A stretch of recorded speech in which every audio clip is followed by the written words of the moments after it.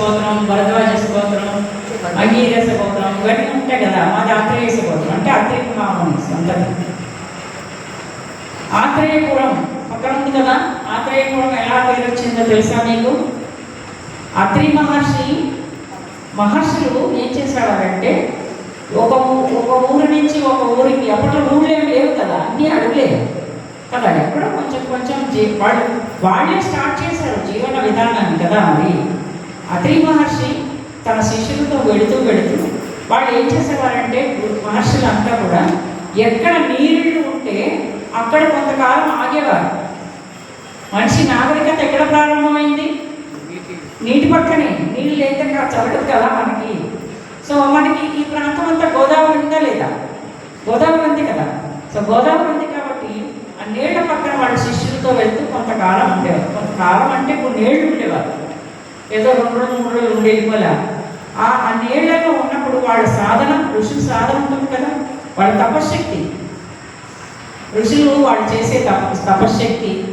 తర్వాత వాళ్ళు ఊరికే ఉంటారా? ఒక ఆశ్రమం కట్టుకుని ఒక ఋషి ఉన్నాడంటే ఊరికనే ఉంటారా?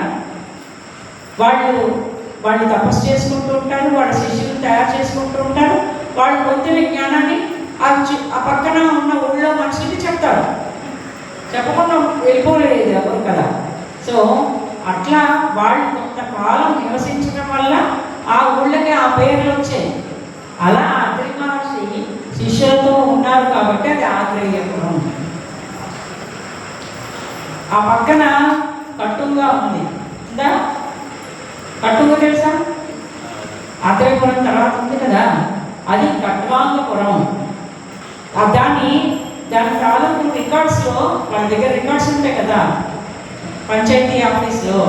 పాత రికార్డ్స్లో కట్వాంగపురం అనే ఉంది. కట్వాంగడు అనేటువంటి ఒక మహర్షి అక్కడ కొంతకాలం నివసించడం వల్ల అది కట్వాంగపురం అయింది. మనుషులు మాట్లాడుతూ కట్వంగా అయ్యింది. సో అంటే ఎందుకు చెప్తున్నానంటే, మహర్షి నడిచిన నేల ఇదంతా కూడా. మీకు అటు సీతానగరం వైపు వెళ్ళండి, ఫస్ట్ మనకి రాజమండ్రి ఆదేరు తోరేడు ఇవన్నీ దాటంగానే ఫస్ట్ ములకల్లంక వస్తుందా? ములకల్లంక తర్వాత మునికోడే వస్తుంది. ఆ ఊళ్ళు తెలుసా మీకు? ఎవరికైనా నేను ఈ ఊళ్ళన్నింటిలో క్లాసులు చెప్పాను, అన్ని ఊళ్ళలో మీకు వెళ్ళని ఊరు లేదు. సో మునికూడలు ఏంటంటే మునులు కొంతమంది అక్కడ ఉండేవాళ్ళు. ఆ మునికూడల నుంచి నడిచి వచ్చి గోదావరి ఒడ్డును నడిచి వచ్చి ఈ ములకల్లంక దగ్గర గోదావరిలో స్నానం మునిగి వెళ్ళేవాళ్ళు కాబట్టి ములకల్లంక అయింది. సో ఇలా పేర్లన్నీ కూడా వాళ్ళు ఏ ఋషులు ఇక్కడ ఉన్నారు, ఎవరు జ్ఞానం అక్కడ ఉంది, ఇదంతా మనకి తెలియజేస్తున్నారు. సో ఇంతకీ ఏం చెప్తా అంటే, వైశిష్ట మహర్షి చెప్పారు, నేను ఎన్నో యుగాల క్రితం చేసిన తపశ్శక్తి, పొందిన జ్ఞానము అంతా కూడా ఈ నేలలో నిక్షిప్తం చేశాను. ఈ నేలలో నిక్షిప్తం చేశాను. దానికి ఆ శక్తి జ్ఞానాలకి నేను ఇన్ని సంవత్సరాలుగా కాపలా కాస్తున్నాను, నిలబడి ఉన్నాను. ఎప్పుడైతే ఈ పిరమిడ్ శక్తి సాకారం చెందితే పిరమిడ్ రూపం వచ్చేస్తుంది, శక్తి క్షేత్రం రూపం వచ్చేస్తుంది. మరి జ్ఞానం మరి మనం ఇక్కడ జరిగే అన్ని జ్ఞాన సభలే కదా, జ్ఞానమే కదా మనం చెప్పుకుంటున్నాం. సో అట్లా వాళ్ళు నేలలో నిక్షిప్తం చేసేటువంటి వాళ్ళ తపశక్తిని, వాళ్ళ జ్ఞానాన్ని నిక్షిప్తం చేసి జ్ఞాననిధికి నాగులని కప్పలపెట్టి వాళ్ళు వెళ్ళిపోతారు. మళ్ళీ కాలక్రమేణా ఎప్పుడు ఏ యుగంలో ఇది ఎప్పుడు పైకి వస్తుందో కూడా వాళ్ళకి తెలుసు. పాపం మనమే అప్పటి నుంచి కొట్టుకుంటున్నాం, ఇప్పటిదాకా అవ్వట్లేదు అనుకుంటున్నాం. ఎప్పుడు ఎలా వస్తుందో వాళ్ళకి తెలుసు. అట్లా చెప్పారన్నమాట. నేను ఎప్పుడైతే ఈ పిరమిడ్ పూర్తయ్యే వరకు నేను ఇక్కడ కాపులాగా ఉంటాను అని చెప్పారు వశిష్ఠ మహర్షి. సో ఇక్కడ ఎవరున్నారు? అప్పటికి పైసారి పేరు పెట్టలేదు, అసలు ఇక్కడ ఏమీ లేదు.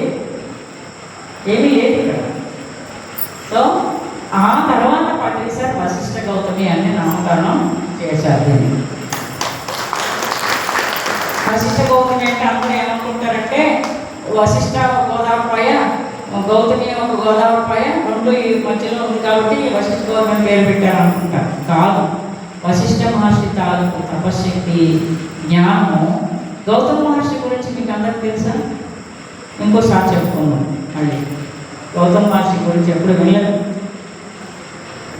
అన్నదానం నిరంతరం ఆయన దగ్గర ఒక ఆమదేనం ఉండేది. ఆయనకి ఉన్న గొప్పతనం ఏంటంటే రాత్రి గింజలు చల్లితే పొద్దులకి పంట కోసేసి భోజనం పెట్టేసేవాడు. అది ఆ గౌతమ మహర్షి గొప్పతనం. అందుకే ఇక్కడ నిత్యానందనం ప్రతిసారి పెట్టడానికి కారణం. ఇక్కడ అన్నం పెట్టేది ఎవరు? మీరు నేను పెట్టుకున్న డబ్బుతో వెళ్ళట్లేదు, అది గౌతమ మహర్షి శక్తితో వెళ్తాం. నిరంతరం ఈ గోదావరి ప్రాంతం అంతా ఆయన చేసిన అన్నదానమే. ఆ ఫలితమే ఈరోజు మనం అనుభవిస్తున్నాం. సో డీటెయిల్గా ఈ మహర్షుల గురించి ఇంకో పౌర్ణమిలో చెప్పుకుందాం. ఓకే, సో ఇప్పుడు ఇది పూర్తి చేసేద్దాం. అట్లా చెప్పారనమాట ఆయన. అది అది అది ఆయన కనిపించి చెప్పి వెళ్ళిపోయారు. ఆ తర్వాత నెక్స్ట్ మళ్ళీ ఈ ఆంజనేయ స్వామి అప్పుడప్పుడు కొంచెం ఇస్తున్నారు కదా. ఇస్తున్నప్పుడు ఒకసారి ఏం చెప్పారంటే, ఇక్కడ ఇది ఒక బృందావనం, ఈ బృందావనంలో మీరంతా గోపికల లాంటి వాడు. గోపికలు అంటే ఆడవాళ్ళే అనుకోకండి. ఆ కృష్ణ భక్తిలో తన్మయత్నంలో లీనమయ్యి ఆ సమాధి స్థితిలోకి చేరిన ప్రతి వాళ్ళు గోపికలే, అవునా కాదా? సో ఇక్కడ ఈ బృందావనంలో మీరంతా గోపికలు లాంటి వాళ్ళు. సో ఇండైరెక్ట్గా మనకు అర్థమయ్యేది ఏంటంటే ఇక్కడ కృష్ణ కాన్షియస్ కూడా ఉంది, అవునా కాదు? సో గట్టిగా కాపాడుకోండి అబ్బా.